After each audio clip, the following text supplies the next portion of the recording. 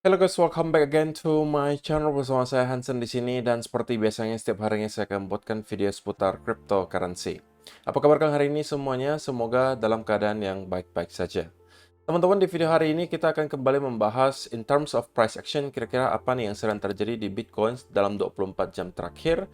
Diikuti juga ada beberapa data di belakang layar yang menurut saya akan cukup penting untuk kalian simak. Jadi stay tune terus sampai akhir video. Nah, sekarang kita bakal mulai dari CoinMarketCap terlebih dahulu. Per hari ini secara global, market cap kripto berada di angka 2,08 triliun dolar atau turun sekitar 0,27%. Nah, di top 10 coin sendiri kita sebenarnya melihat keadaannya mix, bagian ada hijau, ada juga yang merah. Dan menjadi top performer hari ini adalah BNB dengan kenaikan 1,67% ke 540 dolar. So, itu adalah outlook sementara dari beberapa top coin yang ada. Sekarang kita langsung aja masuk ke beberapa data dan berita terbaru hari ini.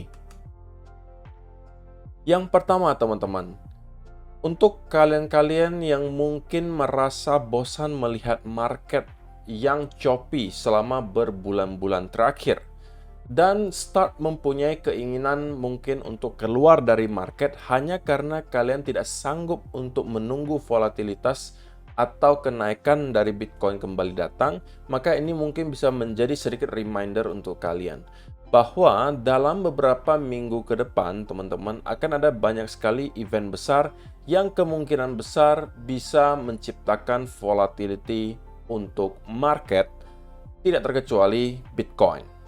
Yang pertama, akan ada event rate cuts atau pemotongan suku bunga dari Bank Sentral Amerika Serikat yang sepertinya akan terjadi di bulan September. Jadi ini coming soon, teman-teman. Yang kedua adalah election. Jadi di Amerika Serikat nanti akan ada pemilu, teman-teman, yang juga akan sangat menentukan pergerakan market.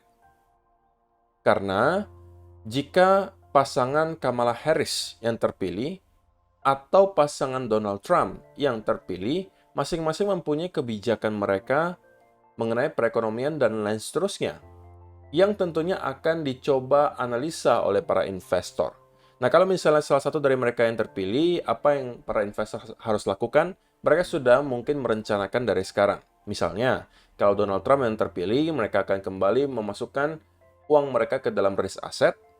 Sebaliknya, kalau Kamala Harris yang terpilih, mereka mungkin akan melakukan take profit. Atau sebaliknya, who knows. Tapi itu yang nanti akan terjadi, teman-teman. Kita akan melihat volatility semakin memuncak ketika election terjadi. Nah, spesifik untuk Bitcoin sendiri, perlu saya ingatkan juga, rumornya kuartal 4 nanti FTX akan melakukan payout 16 miliar dolar kepada para customers-nya yang telah tertahan uangnya selama mungkin beberapa tahun ya, teman-teman. Dan sepertinya kalau itu terjadi, itu bisa menciptakan boost yang luar biasa untuk market, karena 16 miliar dolar itu bukan uang yang kecil, teman-teman. Terlebih lagi kalau misalnya sebagian dari uang tersebut masuk ke altcoin, itu bisa menciptakan sesuatu yang sangat-sangat masif. Tapi kalaupun kita anggap banyak yang tidak mau masuk kembali ke kripto dan mungkin cuma sebagian 8 miliar dolarnya kembali masuk ke kripto, itu juga tentunya akan sangat membantu. Belum lagi kalau kita bicara soal rumornya yang nanti mulai menghangat lagi, yang membuat para investor mungkin merasa perlu untuk membeli terlebih dahulu sebelum nanti payout di FTX terjadi. Karena mungkin ekspektasinya ketika payoutnya datang, mereka akan kembali membelikan uangnya ke dalam bentuk kripto, sehingga harganya akan kembali naik. Sehingga yang mungkin membeli sebelum payoutnya, itu mungkin bisa merasakan gains. Jadi itu adalah sesuatu yang akan kita lihat soon, teman-teman. Kita sudah berada di akhir kuartal 3, dan kuartal 4 sekali lagi, teman-teman, adalah salah satu kuartal yang secara historis memang membawa berita yang sangat baik untuk Bitcoin, karena biasanya ketika kita masuk ke bull market, kuartal 4 itu menjadi salah satu yang performanya cukup baik. So, hang in there, teman-teman. Be patient. Saya tahu ini adalah sesuatu yang tidak mudah untuk kita lewati. Berbulan-bulan terakhir kita hanya sideways, terlebih lagi altcoin terus bleeding out. Tetapi sooner or later, kita kembali akan, menurut saya pribadi, masuk ke fase rally, dan altcoin seasons harusnya masih akan ada.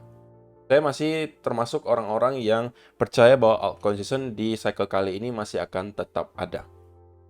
Nah, saya nggak tahu apakah dari kalian yang mungkin lebih percaya bahwa altcoin seasons itu di cycle kali ini tidak ada. Mungkin kalian boleh kasih komentar kalian beserta alasannya kenapa di kolom description box di bawah. Nah, kemudian teman-teman, kalau kita bicara soal data dari Amerika Serikat kemarin, itu kembali keluar tidak sesuai dengan ekspektasi.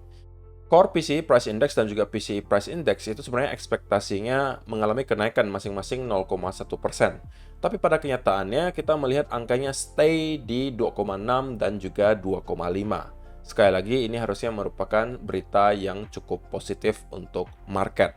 Karena walaupun GDP angkanya lebih kuat daripada perkiraan, tapi rupanya itu tidak membawa dampak yang signifikan ke angka inflasi. Dan teman-teman, ini tentunya menjadikan salah satu hal lagi yang membuat The Fed kemungkinan besar akan melakukan cut rates di bulan September. Dan saya cukup meyakini hal tersebut akan mereka lakukan. Cuma pertanyaannya mungkin adalah, mereka bakalan melakukan rate cuts itu seberapa? Apakah 25 basis point? Apakah 50 basis point? Atau bahkan 75 basis point? Nah, kalau misalnya untuk sementara, banyak, mungkin 70-80% itu expect-nya adalah di angka 25 basis point. Kalau sudah di atas itu berarti sudah di luar ekspektasi. Apalagi kalau misalnya stay. Kalau misalnya stay, nah itu bisa membuat market bergejolak, teman-teman. Saya rasa kita akan melihat semacam sell-off terjadi kalau misalnya sampai The Fed memutuskan untuk tidak menurunkan suku bunga. Tapi kalau misalnya mereka menurunkan di angka 25 basis point, ya itu harusnya udah expected by market ya. Tidak akan ada volatility yang terlalu ekstrim. Tapi kalau misalnya kita melihat keputusannya adalah pemotongan di atas 25 basis point, misalnya 50-75, maka itu mungkin bisa menciptakan volatility yang ekstrim di market. So, teman-teman stay tune. Beberapa minggu dari sekarang, kita kemungkinan akan melihat volatility. Dan yang terakhir teman-teman, kalau kalian masih meragukan gitu ya, apa korelasi antara net flow dari spot Bitcoin ETF dengan pergerakan harga Bitcoin, maka beberapa hari terakhir mungkin bisa menjadi contoh yang sangat real gitu untuk kalian. Bahwa setiap kali kita melihat Bitcoin terkoreksi, maka kalian bisa expect bahwa keesokan harinya kalian akan melihat data spot Bitcoin ETF itu kemungkinan dalam keadaan outflow. Nah, kalau misalnya kita lihat pergerakan price action 24 jam terakhir, ya cenderung sebenarnya ya flat aja ya, walaupun kemarin kita sempat mendapatkan sell off dan cenderung sedikit bearish lah intinya. Nah, itu juga bertepatan dengan apa yang terjadi di spot Bitcoin ETF, di mana kita melihat ARKB itu menjual 1096 Bitcoin, GBTC juga menjual 1180 Bitcoin. Sedangkan tidak terjadi inflow dari BlackRock dan yang lainnya. Sehingga kalau ditotalkan teman-teman, US ETF menjual kurang lebih 2.961 Bitcoin. Nah, sekali lagi teman-teman, ketika kita melihat spot Bitcoin ETF itu net flow-nya negatif, ya biasanya kita juga akan melihat penurunan harga di Bitcoin. Sebaliknya, ketika kita melihat ada rebound yang signifikan di Bitcoin, maka kalian bisa expect biasanya akan terjadi inflow di spot Bitcoin ETF. Itu menunjukkan seberapa besar pengaruhnya net flow dari spot Bitcoin ETF Amerika Serikat terhadap pergerakan harga Bitcoin. Jadi jangan dianggap sepele, teman-teman. Sehingga saya sampaikan ini berkali-kali selama mungkin beberapa minggu terakhir gitu ya. Jika kita mau melihat Bitcoin untuk dapat sustain pergerakannya naik ke atas, kita mau melihat ada momentum bullish yang bisa sustain, maka kita wajib melihat ada konsistensi juga untuk inflow dari spot Bitcoin ETF. Kita nggak mau bahwa hari ini kita ada inflow, 2 hari kemudian tiba-tiba outflow, besoknya lagi inflow, dan lain seterusnya. Nah, kalau misalnya itu yang terjadi, ya kita kemungkinan masih akan mendapatkan pergerakan yang choppy, atau sideways lah gampangnya. Tapi kalau sudah mulai ada konsisten lagi, keadaannya net flow positif terus-menerus, nah itu yang kemungkinan bisa mendukung ya tesis bahwa Bitcoin akan segera break ke area all-time high yang baru. Nah, untuk sementara, kemungkinan market itu masih menunggu gitu ya, masih menunggu beberapa event yang baru saja kita bahas tadi. Rate cuts, election, dan juga ya rumor seputaran $16 miliar dari FTX yang bakalan dikembalikan ke customers-nya. Nah, jika sudah ada katalis yang besar, seperti mungkin contohnya rate cuts yang melebihi ekspektasi misalnya, atau benar FTX bakal mengembalikan 16 miliar dolar ke customers-nya, atau kita juga akan melihat berbagai katalis lainnya. Who knows, misalnya ada katalis baru yang positif yang bisa datang dari mana saja, yang kemudian membuat sentimen market kembali dalam keadaan bullish, dan kita melihat inflow kembali konsisten positif. Nah, itu yang kita harapkan segera terjadi, supaya kita bisa segera melihat Bitcoin dapat mendapatkan pergerakan yang sustain ke atas. Nah, sekarang kita masuk ke chartnya Bitcoin, teman-teman. Dan kita bakalan bahas dari weekly terlebih dahulu. So, sampai hari ini juga, kita sudah berada di hari Sabtu. Ingat teman-teman, ini adalah tanggal 31 Agustus. Hari Sabtu, 31 Agustus, yang berarti kita akan mendapatkan closing monthly candle, dan besok kita akan mendapatkan closing weekly candle. Nah, sekali lagi teman-teman, akan sangat-sangat penting bagi kita untuk melihat weekly candle close di atas area 60.000 dolar. Karena kalau sampai kita tidak berhasil melakukan hal tersebut, sekali lagi, ekspektasi saya adalah berarti minggu depan atau beberapa minggu ke depan, kita kemungkinan besar akan kembali melihat sell-off lanjutan di Bitcoin. Karena berarti kalau misalnya di weekly candle kita tidak berhasil close di atas 60.000, maka 60.000 akan kembali kita flip menjadi area major resistance di weekly. Dan beberapa minggu ke depan, kita bisa melihat mungkin akan ada 1 atau 2 retest, dan kemudian kita akan langsung sell off. Itu ekspektasi saya. Tapi jika kita melihat ada closing weekly candle setidaknya di atas 60.000, baiknya lagi di atas 61, teman-teman. Itu akan menjadi sebuah sign yang baik bahwa buyer supaya masih mampu mempertahankan area tersebut sebagai support. Tapi kita sudah start untuk kehilangan waktu, teman-teman. Tidak lama lagi, besok kita akan melihat closing weekly candle. Hari ini kita akan melihat closing monthly candle. Jadi semoga ya, segera kita bisa melihat ada reaksi dari para buyers untuk mendorong harga kembali ke atas.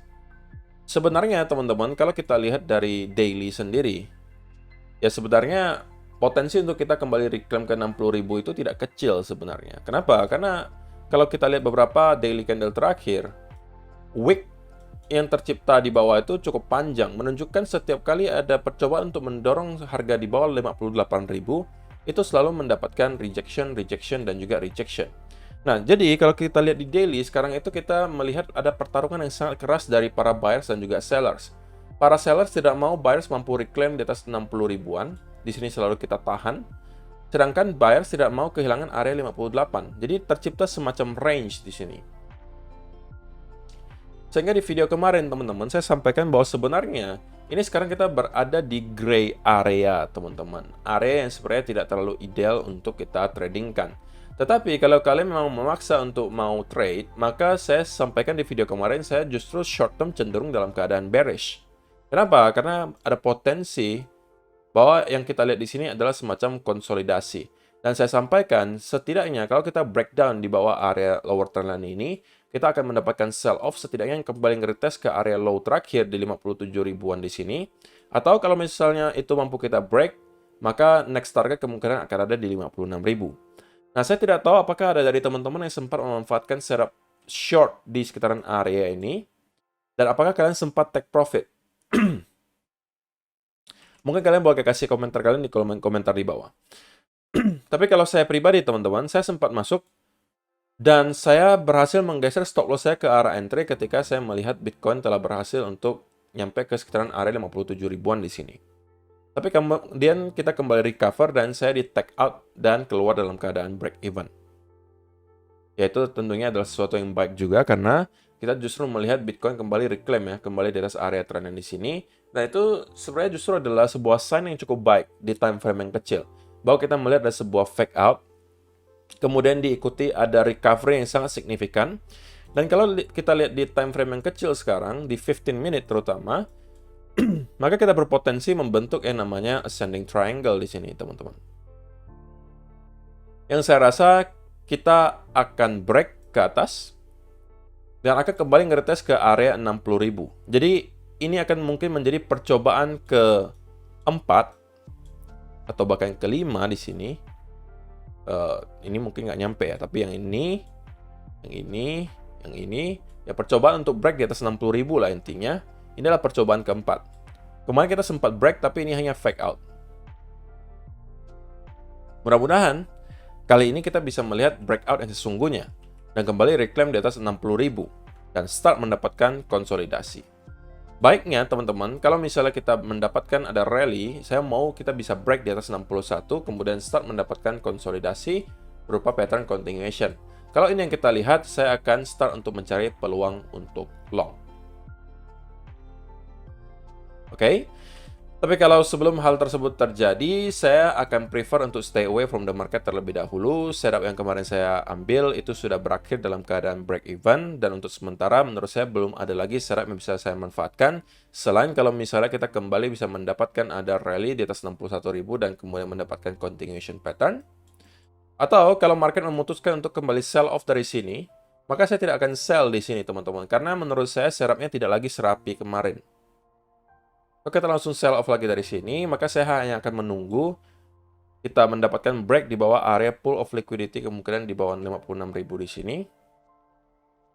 Dan kemudian mencari peluang untuk short term rebound. Jadi untuk sementara saya akan berfokus untuk buy. Pertanyaannya, buy-nya apakah nanti dari area di sini? Ataukah dari ini? Nah, itu biarkan market yang memutuskan maunya kemana dulu. Kalau misalnya salah satu dari dua skenario ini saya dapatkan, maka saya akan ambil kesempatan dan memanfaatkan untuk long. Jadi kesimpulannya teman-teman, untuk short term, buy saya sekarang netral. Saya harus jujur mengatakan bahwa keadaan sekarang itu 50-50 banget. Karena kita berada di sebuah range antara sebuah area yang dipertahankan oleh para buyers dan juga sellers. Jadi kemungkinan besar, pergerakan besar berikutnya akan ditentukan dari breakout dari range ini. Antara 58 dan juga 60.000. Ini range kecil, teman-teman. Kalau kita mampu close daily candle di bawah atau di atas area ini, maka itu bisa menentukan pergerakan besar berikutnya. Jadi sebelum hal tersebut terjadi, ya ini masih adalah gray area, area abu-abu yang tidak perlu kita juga coba untuk nerka-nerka habis ini bakalan pasti kemana. Biarkan saja dulu market yang menjawab, kita nanti baru memanfaatkan sesuai dengan yang mereka sudah kasih. Itu aja untuk video hari ini teman-teman. Terima kasih untuk kalian yang telah menonton sampai selesai. See you in the next video. Bye-bye.